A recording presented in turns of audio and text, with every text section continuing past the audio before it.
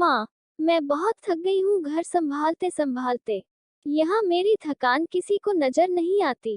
कुछ दिन आराम करना चाहती हूँ। सोच रही हूँ कुछ दिनों के लिए अपने मायके आ जाऊं। आते हुए अपने बच्चों को भी साथ ले आऊंगी। वे वहीं से स्कूल चले जाएंगे। आखिर एक ही शहर में ससुराल और मायका होने का कुछ तो फायदा मिले। नम्रता ने फोन पर अपनी माँ से कहा। पार्वती जी ने दूसरी तरफ से कहा, हाँ बेटा, जब तेरी इच्छा हो आ जाना, आखिर ये तेरा भी तो घर है। ठीक है माँ, तो मैं कल ही आ जाऊंगी, नम्रता खुश हो बोली।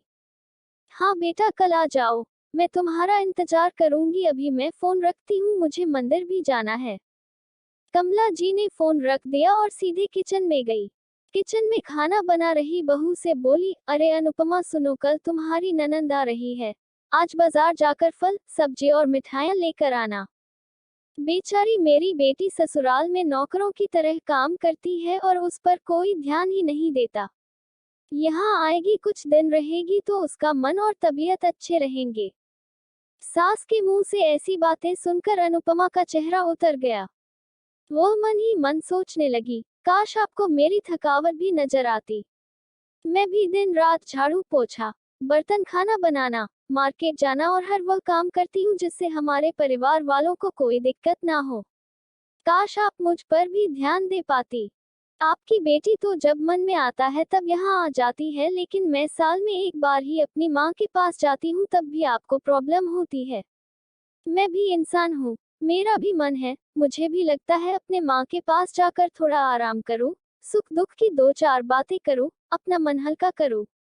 भगवान, अब तुम ही कुछ करो ताकि मेरी सांस की आंखें खुले और उसे मेरी थकावट भी नजर आए।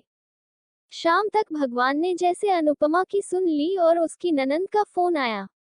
ननंद ने अपनी माँ से कहा कि उसकी सास ने उसे मायके आने के लिए मना कर दिया है, इसलिए इस बार वो नहीं आ सकती। पार्वती जी बोली, ऐसे कैसे मना कर दिया? पहले तो कभी वह तुम्हें आने के लिए नहीं रोकती थी, इस बार भला क्या हो गया?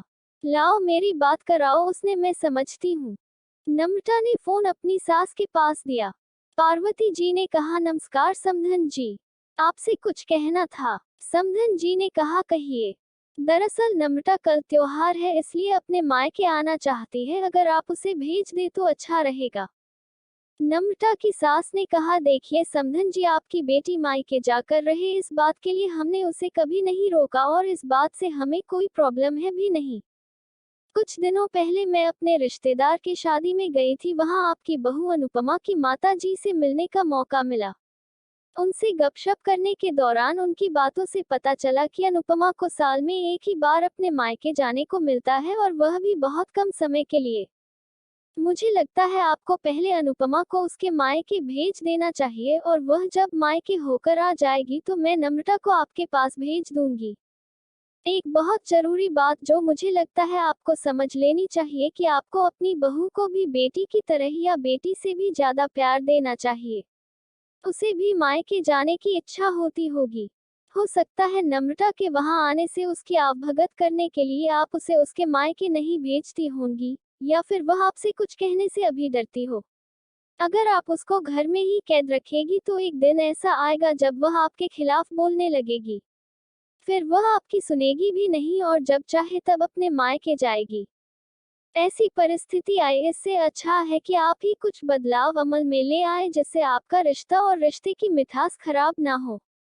पार्वती को अपने समधन के हर एक शब्द में सच्चाई नजर आई। उन्हें महसूस हुआ कि उन्होंने अपनी बेटी के प्यार में अंधे होकर कभी भी अपनी बहू के मन का विचार नहीं किया। उन्होंने हमेशा ही अपनी बेटी को अपने बहू से ऊपर रखा।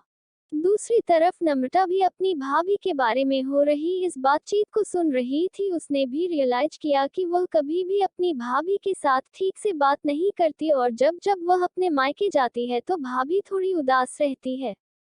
पार्वती जी ने अपनी बहू को बुलाया और उसे कहा कि अनुपमा कुछ दिनों के लिए नम्रता नहीं आने वाली है, इसलिए पहले तुम अपने मायके होकर आओ।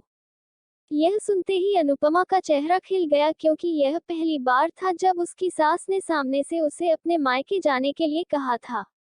अगले दिन अनुपमा अपने मायके गई और इस बार 1-2 दिन नहीं पूरे हफ्ते भर रहकर आए। अपने माँ बाप से, अपने रिश्तेदारों से मिलकर आए और जब वह लौट कर आई तो उसका चेहरा खिला हुआ था, उसकी आंखें चमक रही थी। अनुपमा के आने के बाद नम्रता भी अपने मायके आए और इस बार वो खुद सामने से अपनी भाभी से खुशी खुशी मिली और अच्छे से बात की। नम्रता ने अपनी माँ से बात करके उन्हें भी अच्छे से समझने में मदद की कि वह कहीं ना कहीं अनुपमा के साथ गलत व्यवहार कर रहे थे। दूसरी तरफ अनुपमा अपने ससुराल वालों के बदले रवैया से बहुत खुश थी। अब वह खुशी खुशी सबका ध्यान रखती और हर काम प्यार से करती।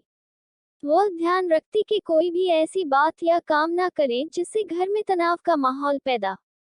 पार्वती जी अपनी बहू को खुद ही समय समय पर मायके भेज दिया करती। एक छोटे से बदलाव ने सास बहू और भाभी ननंद के बीच की कड़वाहट को दूर कर दिया और रिश्तों को और भी ज्यादा मीठा और मजबूत कर दिया।